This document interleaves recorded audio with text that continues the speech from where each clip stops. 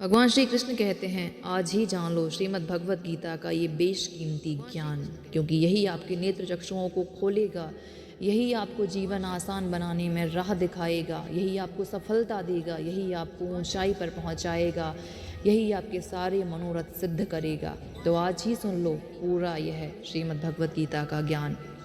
वक्त, दोस्त और रिश्ते ये वो चीज़ें हैं जो हमें मुफ्त में मिलती हैं, मगर इनके बेशकीमती होने का एहसास हमें तब होता है जब ये कहीं खो जाते हैं।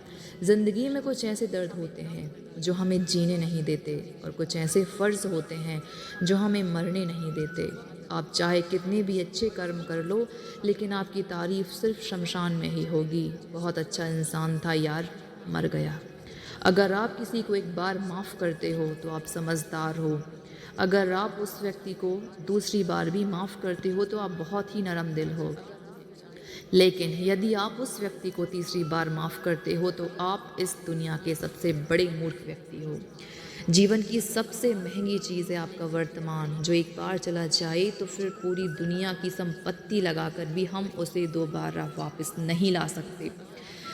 संसार के सहयोग में जो सुख प्रतीत होता है उसमें दुख भी मिला रहता है, परंतु संसार के वियोग से सुख दुख से अखंड आनंद प्राप्त होता है। ईश्वर से कुछ मांगने पर ना मिले तो उससे नाराज़ ना होना, क्योंकि ईश्वर हमें वो नहीं देता जो हमें अच्छा लगता है, ईश्वर हमें वो देता है जो हमारे लिए अच्छा होता है। ज़िंदगी में एक ऐसे इंसान का होना बहुत ज़रूरी है जो हमें सही और गलत बता सके। भगवान श्री कृष्ण कहते हैं, जो व्यक्ति मृत्यु के समय मेरा स्मरण करते हैं वो शरीर त्यागता है, पर वो मेरे परम धाम को प्राप्त करता है। जब लोग आपकी बुराई करें तो आप परेशान मत हों, क्योंकि वो आपको महत्व देने का कोई और तरीका जानते ही नहीं हैं। शक्ति झूठ को सच से पृथक करने वाली है, जो विवेक बुद्धि है उसी का नाम ज्ञान है। कान्हा कहते हैं, मैं धरती की मधुर सुगंध हूँ, मैं अग्नि की ऊष्मा हूँ, मैं सभी जीवित प्राणियों का जीवन हूँ, और सन्यासियों का आत्मसंयम भी मैं ही हूँ। जिस प्रकार समुद्र के पार जाने के लिए नाव ही एकमात्र साधन है, ठीक उसी प्रकार स्वर्ग के लिए सत्य ही एकमात्र सीढ़ी है।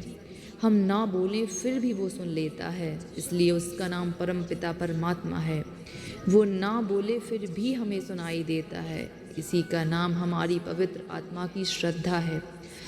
सबसे इस तरह का व्यवहार करें कि कोई अगर आपके बारे में बुरा कहे तो कोई उस पर विश्वास ना करे।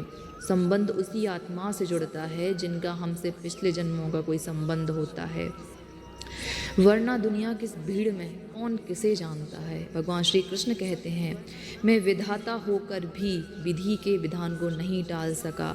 मेरी चाह राधा थी और चाहती मुझको मीरा थी, पर हुआ मैं रुक्मणी का।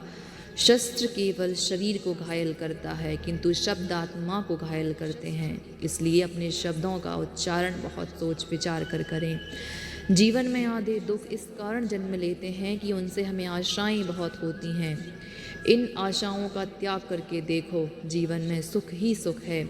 जिंदगी के इस रण में खुद ही कृष्ण और खुद ही अर्जुन बनना पड़ता है। फल की कामना छोड़कर काम करने वाला पुरुष ही अपने जीवन में सफल होता है। जीवन में अहंकार भी आवश्यक है, जब बातें अधिकार, चरित्र और सम्मान की हों। सेवा सबकी कीजिए, मगर आशा किसी से मत रखिए, क्योंकि सेवा का सही मूल्य केवल भगवान ही दे सकता है, इंसान नहीं। मनुष्य अपने व्यवहार से स्वयं ही अपने भेद खोल देता है। भूल होना प्रकृति है, मान लेना संस्कृति, और उसे सुधार लेना प्रगति। इंसान घर, रिश्ते, दोस्त कब बदलता है, पर फिर भी उदास रहता है, क्योंकि वह खुद को नहीं बदलता। भगवान के फैसले पर कभी शक मत करना। अगर सज़ा मिल रही है तो कोई गलती अवश्य ही हुई होगी। क्यों व्यर्थ में चिंता करते हो, किससे व्यर्थ में डरते हो, कौन तुम्हें मारेगा। आत्मा ना पैदा होती है ना मरती है, ना तो यह शरीर तुम्हारा है ना ही ये तुम इस शरीर के हो। यह शरीर अग्नि, जल, वायु, पृथ्वी, आकाश, इन 5 चीज़ों से मिलकर बना है। आखिरकार इन सब में ही मिल जाएगा, लेकिन यह आत्मा स्थिर है जिसे तुम मृत्यु समझते हो।